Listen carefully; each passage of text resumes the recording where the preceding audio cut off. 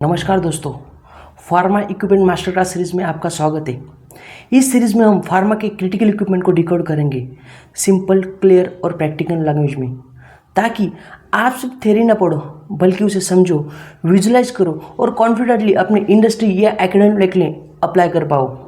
और believe me, अगर आप फार्मा फील्ड में सीरियस हो तो ये सीरीज़ आपके लिए एक गेम चेंजर बनने वाली है। तो शुरुआत करते हैं ड्रायर से, क्योंकि ड्रायर के बिना फार्मा मैन्युफैक्चरिंग कंप्लीट ही नहीं हो सकती। इंडस्ट्री में आपने RCVD, FBD, tray dryer, spray dryer जैसे नाम तो सुने ही होंगे, लेकिन बड़ा सवाल आता है कि इतने सारे ड्रायर होते हुए भी और एक ड्रायर की ज़रूरत क्यों पड़ी। सोचो जरा, जब किसी प्रोडक्ट को ड्राई करना होता है तो पहले हम क्या सोचते हैं? ज़्यादा हीट दो, जल्दी ड्राई होगा। लेकिन फार्मा में ये काम इतना सिंपल नहीं होता, क्योंकि अगर टेम्परेचर थोड़ा भी ज़्यादा गया तो प्रोडक्ट का स्ट्रक्चर जो है तो टूट सकता है, पोटेंसी ख़त्म हो सकती है और कभी कभी बैच भी रिजेक्ट हो सकता है। और जब बैच रिजेक्ट होता है तो सिर्फ पैसा नहीं जाता है, टाइम जाता है, ट्रस्ट जाता है और कभी कभी पेशेंट की जान भी। और इसीलिए जब बात होती है हीट सेंसिटिव प्रोडक्ट की तो एक ही नाम सबसे पहले याद आता है, तो वो है वैक्यूम ट्रे ड्रायर यानी वीटीडी। अब क्वेश्चन है कि वीटीडी का कंसेप्ट सबसे पहली बार कहाँ यूज़ हुआ?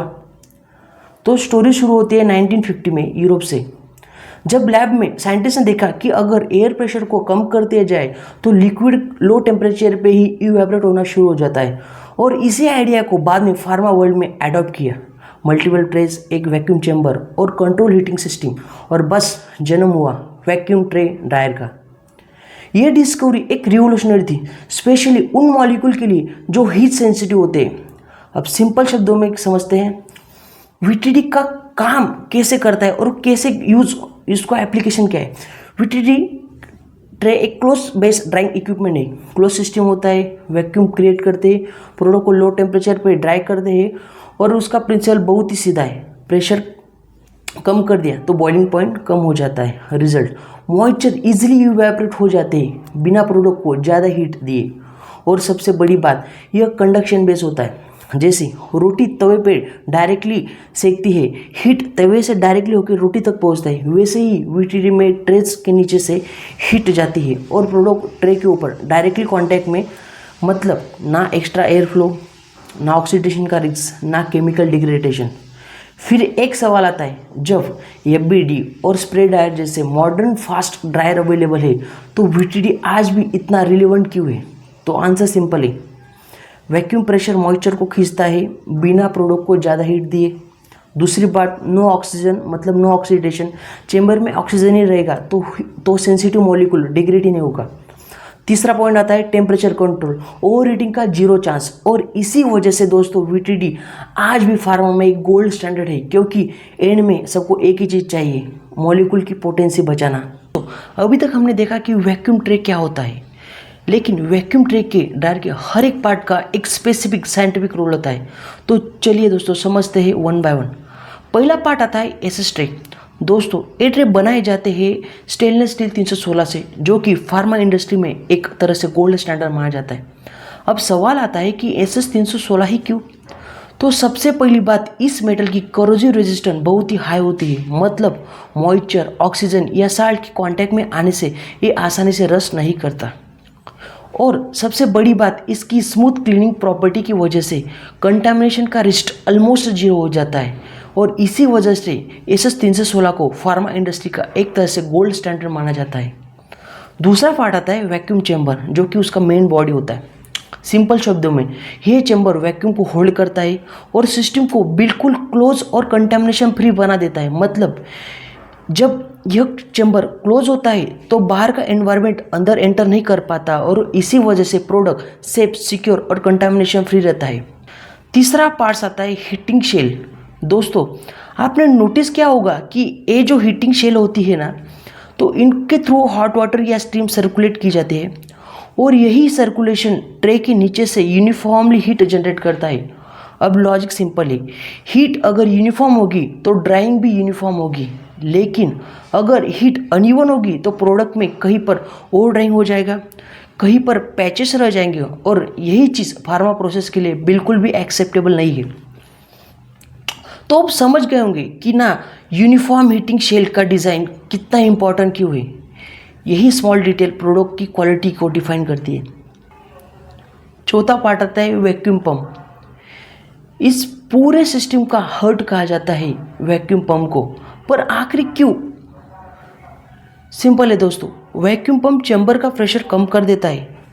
अब रिजल्ट देखो, जैसे ही प्रेशर कम होता है वैसे ही लिक्विड लो टेम्परेचर पे बॉईल होना स्टार्ट हो जाता है, और बॉइलिंग पॉइंट कम होने का मतलब प्रोडक्ट का ड्राइंग हो जाता है एट अ लो टेम्परेचर पे, और इसी वजह से प्रोसेस बन जाता है एक सेफ, इफ़िशिएंट और स्पेशली उन प्रोडक्ट के लिए जो हीट सेंसिटिव होते हैं। पांचवा पार्ट आता है इसका कंट्रोल पैनल। जैसे वैक्यूम पंप को सिस्टम का हार्ट कहा जाता है, वैसे ही कंट्रोल पैनल को कहा जाता है सिस्टम का ब्रेन।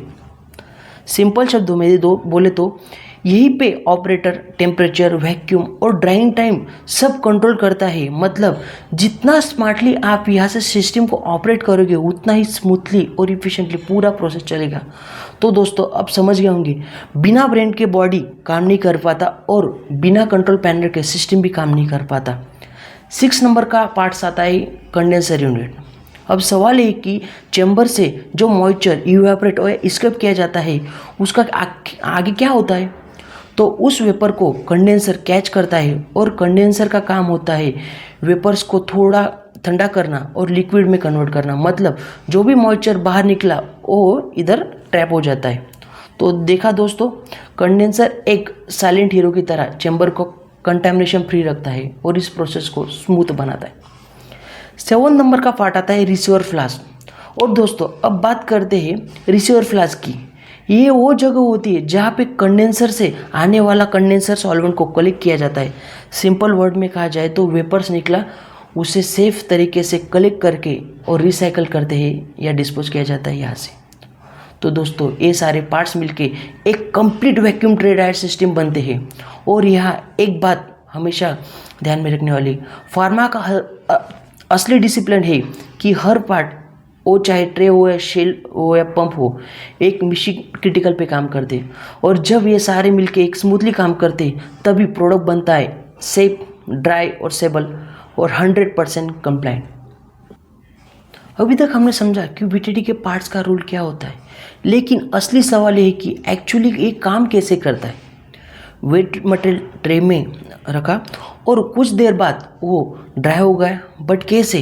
तो चलिए दोस्तों समझते हैं स्टेप बाय स्टेप, और आप इसको ईजिली विजुलाइज कर पाओगे। पहला स्टेप आता है प्रोडक्ट लोडिंग का। मतलब इसमें क्या करते हैं, सबसे पहले वेट प्रोडक्ट को केयरफुली लोड किया जाता है एसएस ट्रे 316 के अंदर। फार्मा में प्रोडक्ट को हैंडलिंग एक सेफ और डिसिप्लिन के साथ किया जाता है। ये ट्रे हीटिंग शेल के ऊपर चैम्बर में अंदर रख दिया जाता है। फिर नेक्स्ट स्टेप आता है वैक्यूम क्रिएशन। अब चैम्बर का डोर टाइटली बंद कर दिया जाता है और वैक्यूम पंप स्टार्ट कर दिया जाता है। जैसे ही वैक्यूम पंप ऑन होता है चैम्बर का प्रेशर कंटिन्यूसली रिड्यूस होता है, और नॉर्मली 0 to 60 टॉर्क के अंदर एज पर BMR जैसा हमारा इंस्ट्रक्शन होता है उस हिसाब से। तीसरा स्टेप आता है हीटिंग इनिशिएशन। अब जैसे ही डिज़ायर वैक्यूम अचीव हो जाता है तो हीटिंग सेल में हॉट वाटर या स्टीम सर्कुलेट किया जाता है। यह हीट कंडक्शन के थ्रू डायरेक्टली ट्रेस के नीचे पहुंचती है और फिर प्रोडक्ट तक ट्रांसफ़र होती है। फोर्थ स्टेप आता है इवेपोरेशन का।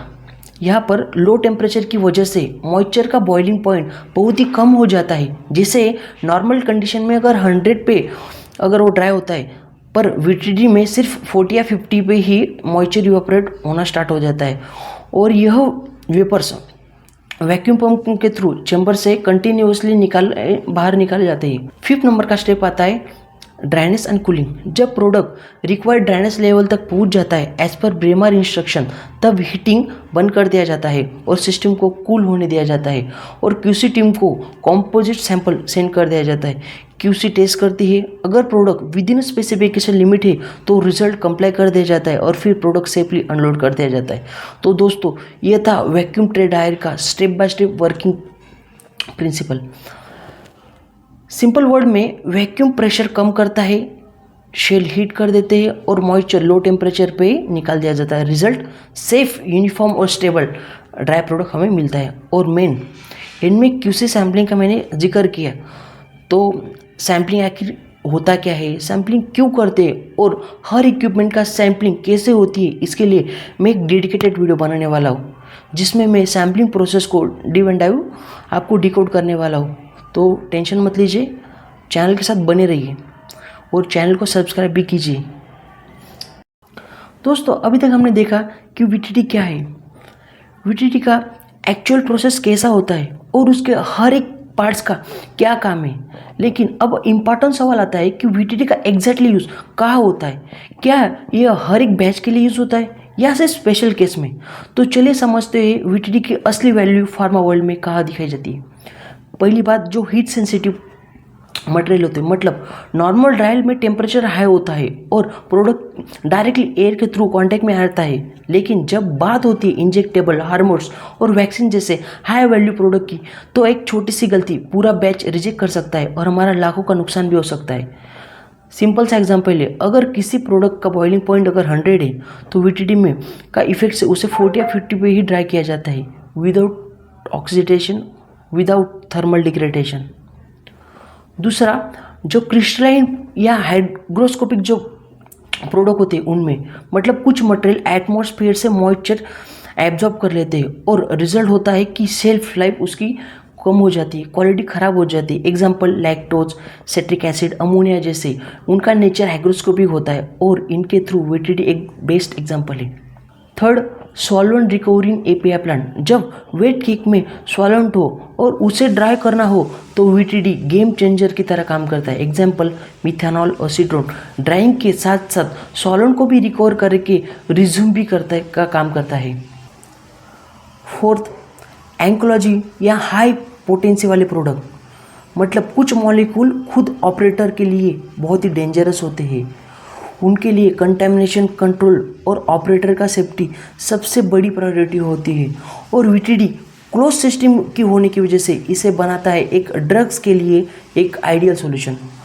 तो दोस्तों, ये है वीटीडी का रियल वर्ल्ड एप्लीकेशन। ना सिर्फ ड्राइंग बल्कि सेफ्टी, क्वालिटी और कंप्लायंस के लिए वीटीडी फार्मा इंडस्ट्री में आज भी एक गोल्ड स्टैंडर्ड बना हुआ है। तो अब जब वर्किंग प्रिंसिपल समझ में आ गया तो चलिए अब वीटीडी के कोर एडवांटेजेस को देखते हैं। जब किसी प्रोडक्ट को फार्मा का हीरो बोला जाता है तो सिर्फ एक फीचर नहीं, तो पूरा इकोनॉमी में उसकी वैल्यू की वजह से। तो पहले एडवांटेजेस है safe for heat sensitive product. वीटीडी low temperature पे ही ड्राइंग करता है, इसका मतलब जो सेंसिटिव एपीआई जिनकी थर्मल स्टेबिलिटी लो होती है उनका स्ट्रक्चर डैमेज नहीं करता। दूसरा एडवांटेजेस है यूनिफॉर्म ड्राइंग। सभी ट्रे को सेम हीटिंग मिलती है हीटिंग सेल के थ्रू, चाहे वो टॉप पे हो या बॉटम पे। इसका मतलब यूनिफॉर्म प्रोडक्ट क्वालिटी हर ट्रे में सेम मिलेगी। इसका थर्ड एडवांटेजेस है ऑक्सीडेशन फ्री होता है, मतलब ड्राइंग वैक्यूम चैम्बर के एयर के अंदर होती है, मतलब जो ऑक्सीजन का अब्सेंस होता है उसकी वजह से ऑक्सीडेशन या डिग्रेडेशन का रिस्क ऑलमोस्ट जीरो हो जाता है। फोर्थ एडवांटेजेस है सॉल्वेंट रिकवरी पॉसिबल होता है। अगर ड्राइंग में सॉल्वेंट प्रेजेंट है तो वेपर्स को कंडेंस किया जाता है और सेफली उससे कलेक्ट किया जाता है।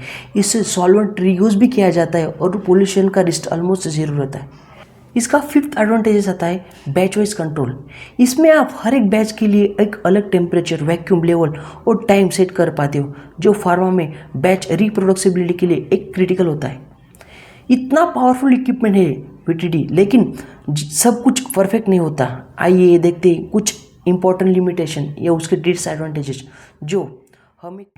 पहला डिसएडवांटेज आता है बैच प्रोसेस लो आउटपुट। वीटीडी एक बैच टाइप ड्रायर है, इसका मतलब एक बार लिमिटेड क्वांटिटी प्रोसेस होती है। जब लार्ज स्केल प्रोडक्शन चाहिए तो यह स्लो काम करता है। दूसरा है टाइम कंज्यूमिंग। ड्राइंग साइकिल 6 और 8 आवर की या उससे भी ज़्यादा होती है, तो हाई स्पीड प्रोडक्शन लाइन के लिए यह काम नहीं कर सकता। तीसरा है manual loading and unloading. Tray को मैनुअली लोड और अनलोड किया जाता है, जो ह्यूमन एरर बिफोर कंटेमिनेशन का रिस्क बढ़ा देता है। फोर्थ डिसएडवांटेज आता है non suitable for continuous production. जहाँ 24/7 कंटिन्यूस ड्राइंग चाहिए, जैसे एफबीडी या स्प्रेड है, वह वीटीडी एक आइडियल काम नहीं होता। दोस्तों, अगर आपको ये वीडियो वैल्यूएबल लगा हो तो लाइक बटन को ज़रूर दबाएं और कमेंट करके बताएं कि आपका फेवरेट लर्निंग क्या थी इस वीडियो में। और हाँ, अगर आप नए हो चैनल पर तो सब्सक्राइब करके जुड़ जाए हमारे साथ, क्योंकि यहाँ मिलेंगे आपको वह फार्मा का कंटेंट जो आपको कहीं और नहीं मिलेगा। तो चलिए मिलते हैं अगली वीडियो में एक नए और पावरफुल फार्मा टॉपिक के साथ। तब तक के लिए स्टे सिक्योर, स्टे प्रोफेशनल। जय शिवराय।